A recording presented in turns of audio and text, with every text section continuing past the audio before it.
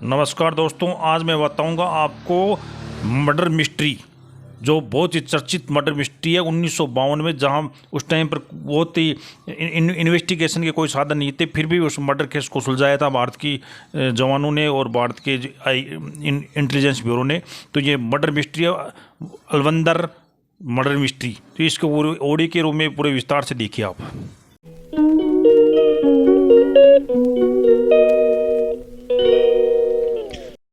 कहानी पर एक बार फिर से स्वागत है।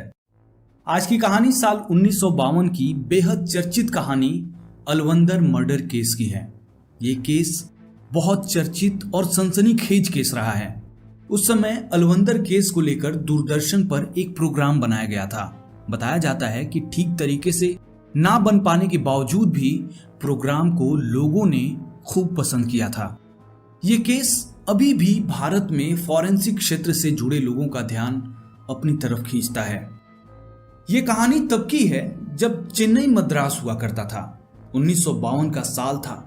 उसी साल 28 अगस्त को मद्रास के लॉ कॉलेज पुलिस थाने में गुमशुदगी की एक रिपोर्ट लिखवाई गई। ये रिपोर्ट एक महिला ने लिखवाई थी। उस महिला का कहना था कि उसका पति अलवंदर 28 अगस्त की दोपहर से गायब है। अलवंदर दूसरे विश्व युद्ध के समय मद्रास के पास अवाड़ी में ब्रिटिश सेना मुख्यालय में सब डिविजनल अधिकारी के रूप में काम करता था। बाद में उसने सेना की नौकरी से समय से पहले ही रिटायरमेंट ले ली। रिटायरमेंट के बाद वो बिजनेस करने लगा। अलवंदर कोमाटी चेट्टी समुदाय से आता था। चेट्टी समुदाय तेलुगु हिंदू वैश्य वर्ग में आता है। उस समय भारत में प्लास्टिक उत्पादों का बिजनेस चलन में आ रहा था। तो अलवंदर ने ब्रिटिश सेना से रिटायरमेंट लेने के बाद प्लास्टिक से जुड़े सामानों का बिजनेस शुरू कर दिया। अलवंदर की शादी हो चुकी थी और उसके 2 बच्चे भी थे। बावजूद इसके अलवंदर के और भी कई महिलाओं से प्रेम प्रसंग रहे। उसकी छवि लोकल कैसेनोआ टाइप की थी। 42 की उम्र में भी वो हमेशा सज धज के रहता था। आकर्षक दिखने के लिए अच्छे कपड़े पहनता था, जिससे इत्र की खुशबू आती रहती थी। हालांकि देखने में वो बहुत सुंदर नहीं था, पर उसके व्यक्तित्व में कुछ ऐसा था जिससे वो लड़कियों को अपनी तरफ आकर्षित कर लेता था। अलवंदर ने हिंदू होते हुए भी अपना खतना कराया था। उसका मानना था कि इससे सेक्स लाइफ बेहतर होती है। इन सब के अलावा अलवंदर एक नशेड़ी के तौर पर भी जाना जाता था। वो कामोत्तेजना के लिए अफीम का नशा करता था, ये उसका मानना था। जबकि अलवंदर के डॉक्टर का कहना था कि उसे अस्थमा की बीमारी थी और इसीलिए अस्थमा से राहत पाने के लिए वो लगातार अफीम लेता रहता था। बाद में अलवंदर ने साड़ियों के धंधे में भी अपनी किस्मत आजमाई। उसने अपनी साड़ियों की दुकान मद्रास के ही एक व्यवसायी MC कुन्नन चेट्टी की मदद से खोली थी। कुन्नन चेट्टी मद्रास के मशहूर व्यवसायी थे, जिनकी जॉर्ज टाउन में जेम एंड को के नाम से फाउंटेन पेन की एक दुकान थी। ये दुकान अभी भी आपको जॉर्ज टाउन में मिल जाएगी। फाउंटेन पेन का उस समय बहुत क्रेज हुआ करता था। लोग महंगे दाम देकर कुन्नन चेट्टी की दुकान से फाउंटेन पेन खरीदते थे। कुन्नन चेट्टी ने अपने दुकान में ही अलवंदर को उसके साड़ियों की दुकान के लिए थोड़ी जगह दे दी थी। इसके बदले में अलवंदर भी कुन्नन चेट्टी के जेम एंड को के लिए सेल्समैन का काम करता था। अलवंदर अपने ग्राहकों को किश्तों पर साड़ियां बेचता था, जिससे उसकी दुकान पर ग्राहकों की भीड़ लगी रहती थी, खासकर महिलाओं की। अलवंदर दुकान पर आने वाली महिलाओं को अपने झूठे प्रेम के जाल में फांस लेता था।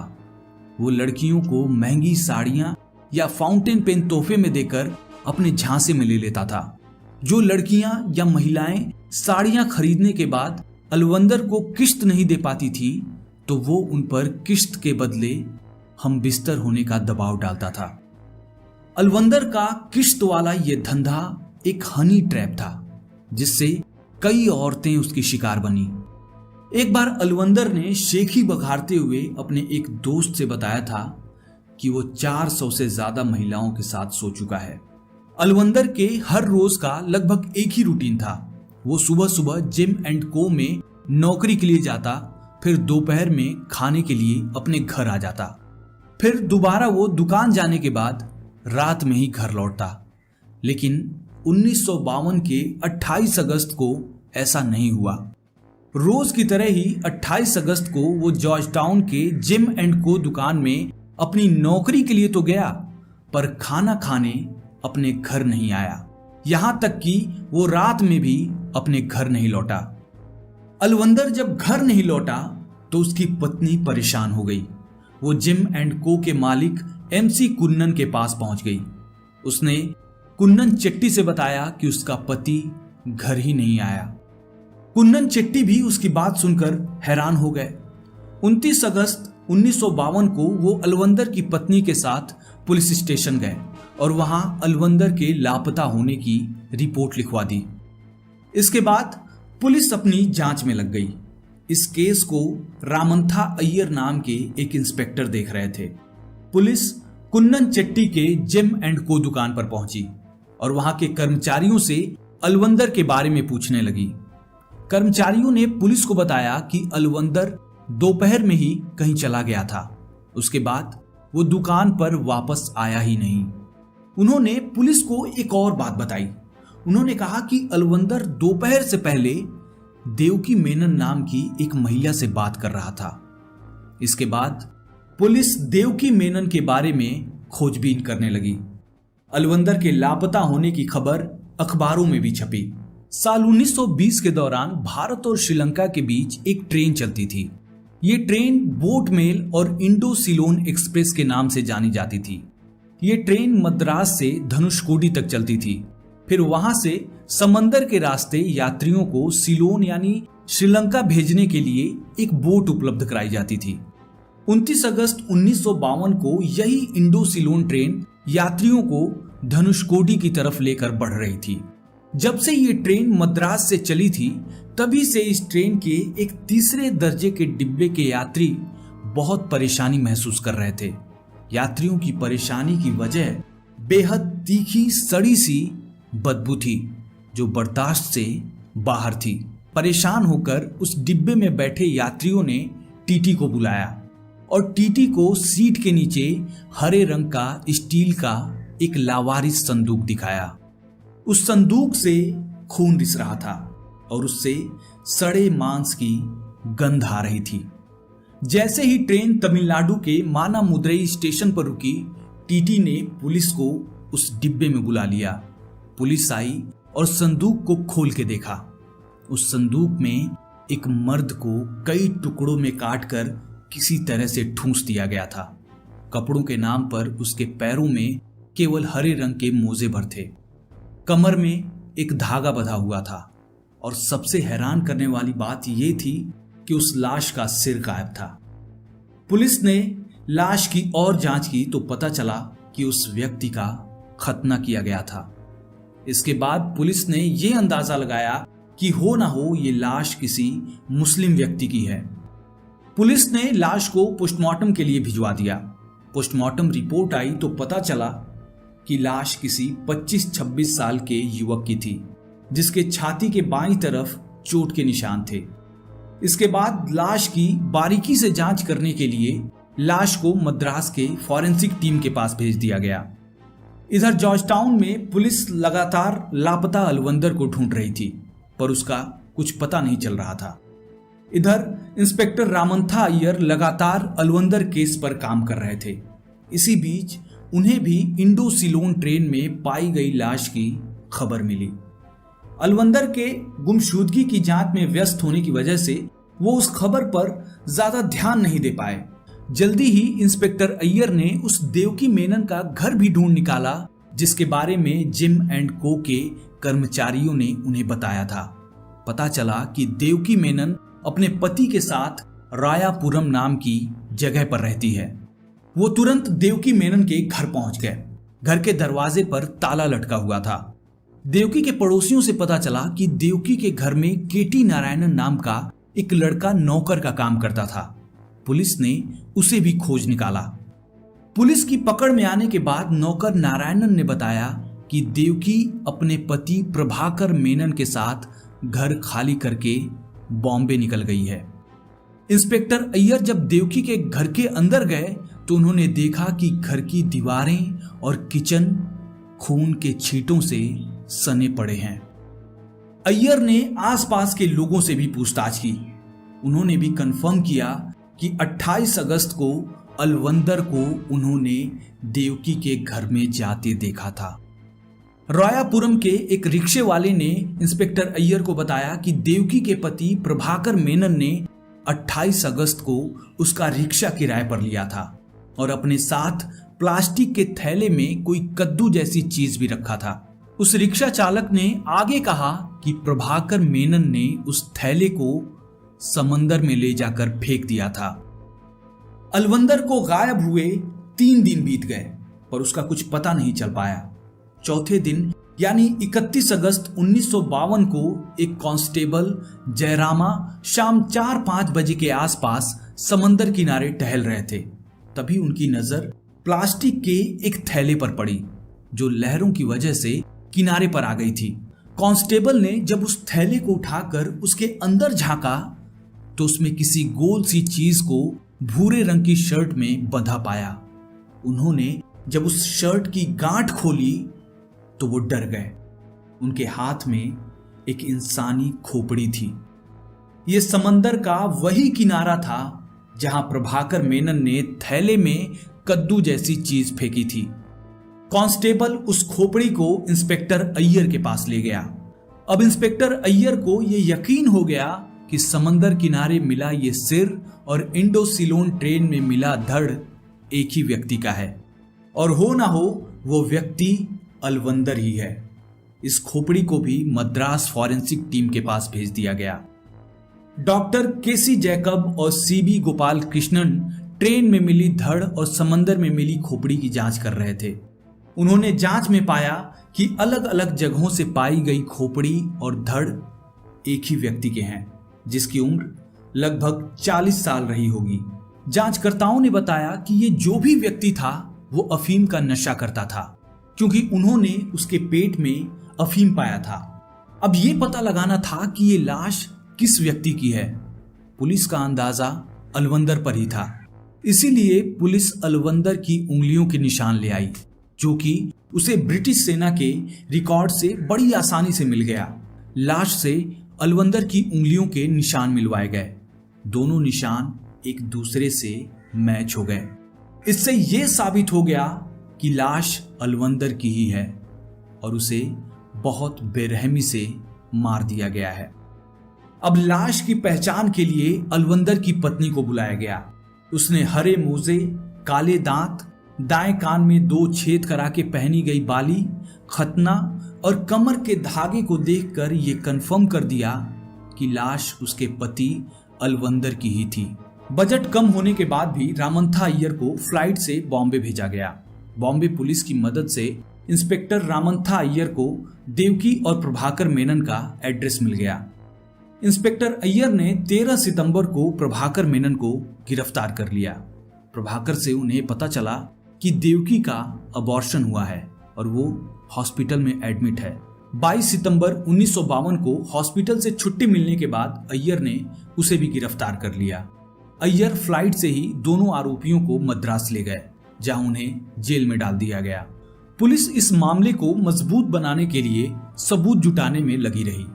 उन्होंने प्रभाकर मेनन के पास से एक घड़ी और एक पेन बरामद की। पुलिस का मानना था कि पेन और घड़ी दोनों अलवंदर के ही थे।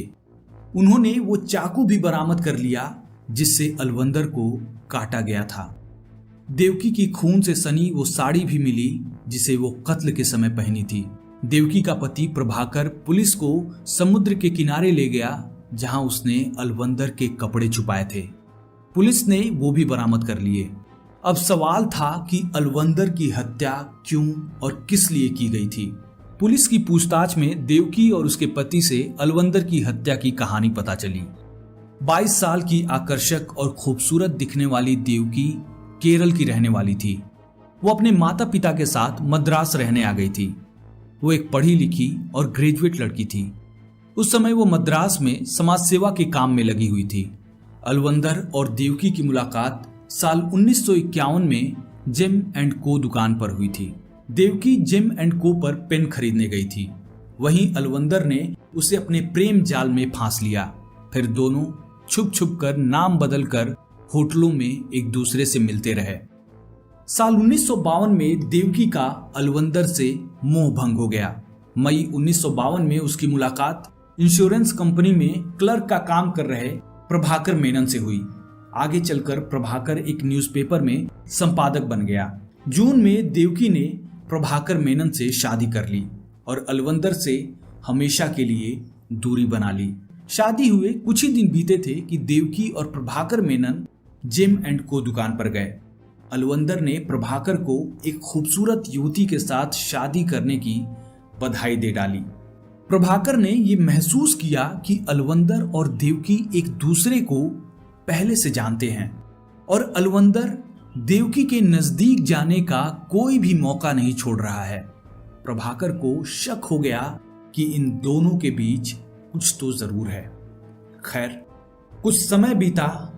अलवंदर देवकी की शादी होने के बाद भी देवकी से मिलने की कोशिश में लगा रहा। वो उसे हर हाल में पाना चाहता था, इसीलिए वो देवकी को ब्लैकमेल करने लगा। इन सब बातों की भनक प्रभाकर को भी लगी। जल्दी ही दोनों पति पत्नी में अलवंदर को लेकर लड़ाइयां होने लगीं। इस बीच प्रभाकर देवकी से बार बार पूछता रहा कि आखिर उसके और अलवंदर के बीच रिश्ता क्या है, पर देवकी अपने और अलवंदर के बीच किसी भी रिश्ते के होने से इनकार करती रही। आखिरकार एक दिन पति से रोज रोज के झगड़े और अलवंदर की ब्लैकमेलिंग से तंग आकर देवकी ने अपने पति को सब सच बताने की ठान ली। एक रात देवकी और प्रभाकर सिनेमा हॉल में फिल्म देखने गए। दोनों में वहां भी अलवंदर को लेकर कहासुनी शुरू हो गई। उसी रात देवकी ने अलवंदर के साथ अपने रिश्ते को कबूल कर लिया। उसने बताया कि शादी के बाद वो नहीं चाहती थी कि वो अलवंदर से मिले, पर वो उसे ब्लैकमेल कर रहा था, इसीलिए ना चाहते हुए भी उसे मजबूरन अलवंदर से मिलना पड़ रहा था।